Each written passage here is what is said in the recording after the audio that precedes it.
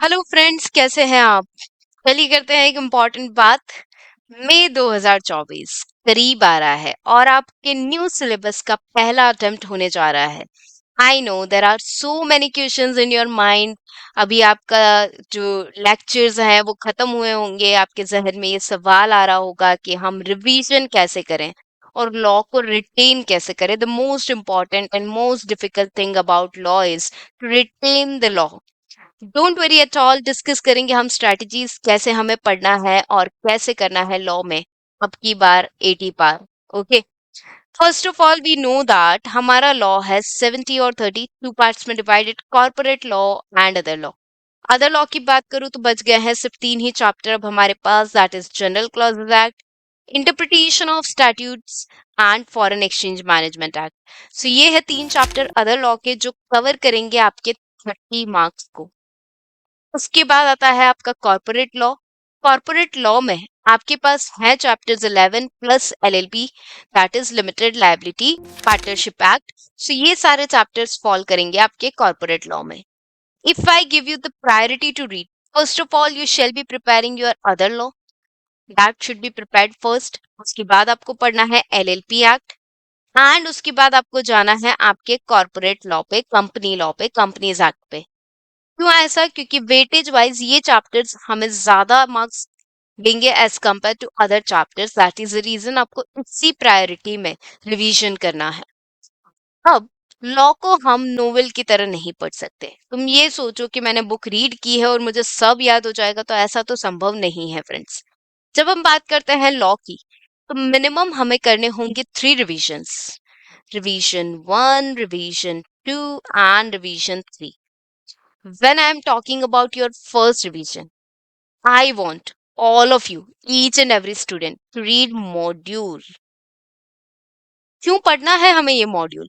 हमें ये मॉड्यूल इसलिए पढ़ना है, first of all new syllabus, syllabus change हुआ है, नए मॉड्यूल्स इशू किए गए हैं, काफी सारे इलस्ट्रेशंस है। और ऐसा पास्ट में देखा गया है कि जब भी न्यू स्कीम आती है, न्यू स्कीम का पहला पेपर आता है, काफी सारे सवाल आईसीआई अपने ही इलस्ट्रेशन से मैच करते हुए अपने पेपर में देता है। दैट इज द रीजन आपको मॉड्यूल करना है और मॉड्यूल के सारे इलस्ट्रेशंस आपको अच्छे से करने हैं। कुछ भी बाकी नहीं रहना चाहिए। यहाँ पे आपको वो गेम नहीं खेलना है कि कौन सा चैप्टर छोड़ दिया जाए, कौन सा टॉपिक छोड़ दिया जाए। Nothing should be left out in your first revision, each and everything in details. How to divide the chapters? You have overall 14-15 chapters to study. In that case, you have to divide the days for the chapter. कैसे? जैसे अगर आज आपको dividend chapter करना है तो you should be knowing कि dividend chapter एक दिन में हो सकता है। अगर आपको मैनेजमेंट एंड एडमिनिस्ट्रेशन चैप्टर पढ़ना है तो you should be dividing the chapter in 3 days और 4 days as the time permits. तो आपका फर्स्ट रिवीजन ओवरऑल आपको 25 डेज में कवर करना है, जहाँ पे अप्रॉक्स हम एवरेज लेकर चले तो हर चैप्टर के लिए आपको 2 days जितना टाइम मिल जाएगा। क्योंकि देर आर चैप्टर्स जो एक दिन में भी हो जाएंगे और there are chapter which will take more time than 2 days। के बाद आता है आपका सेकेंड रिवीजन। सेकेंड रिवीजन में फिर से हम मॉड्यूल पढ़ने नहीं बैठ सकते हैं। हमें चाहिए होंगे नोट्स, हमें चाहिए होंगे परफेक्ट प्रैक्टिस के लिए क्वेश्चन, जिसके लिए आती है परफेक्ट प्रैक्टिस बुक हमारी, जहाँ पे सारे के सारे सवाल कवर्ड है। चाहे वो आरटीपीज हो, चाहे वो एमटीपीज हो, चाहे वो पास पेपर्स हो, चाहे वो मॉड्यूल के क्वेश्चंस हो, चाहे वो मॉड्यूल के इलस्ट्रेशंस हो, each and everything is covered in our perfect practice book. तो आप करेंगे नोट्स और आप करेंगे सवालों को सॉल्व। और जब आप सवाल को सॉल्व कर रहे हैं, I know many questions are there for each and every chapter, but for each chapter write at least 4 to 5 questions. Writing practice बहुत ही ज्यादा जरूरी है।